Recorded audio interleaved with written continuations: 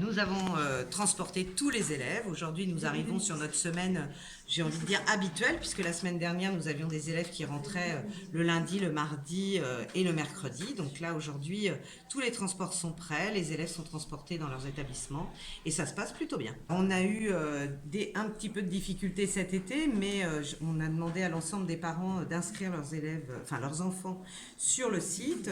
Et puis, nous avons donné en plus plus de temps aux parents. Ils pouvaient s'inscrire jusqu'à dernièrement. Donc ça nous a permis d'avoir aujourd'hui plus de 20...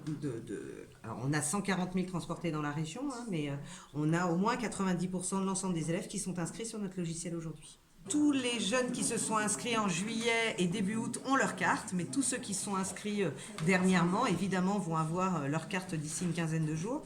Néanmoins, nous avons réglé avec l'ensemble de nos partenaires, donc les transporteurs, mais aussi la SNCF, chaque enfant qui va à l'école, même s'il n'a pas sa carte, sera transporté. Il n'est pas question, bien évidemment, de laisser un enfant, s'il n'a pas sa carte, au bord de la route. Pas question. Nous, la région, c'est un service de qualité et de proximité, donc tous les enfants pourront être transportés, même s'ils n'ont pas de carte.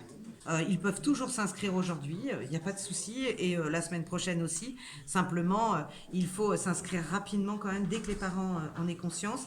Allez sur le site aleop.fr sur Internet pour pouvoir inscrire votre enfant pour qu'il puisse avoir la carte rapidement. Non, ce ne sont pas des gilets jaunes, ce sont des gilets fluo, mais qui sont entre le jaune et le vert. L'idée, c'est que chaque enfant ait son gilet, que chaque enfant puisse être en sécurité lorsqu'il sort de chez lui pour aller vers son point d'arrêt, soit en sécurité aussi dans le car.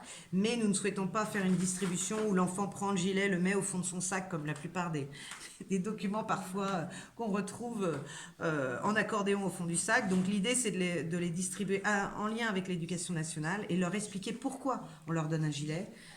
Priorité maximum sur la sécurité de nos jeunes Ligériens. Donc un gilet haute visibilité, qu'on puisse les voir lorsque la nuit tombe et en bord de route pour qu'il n'y ait aucun accident.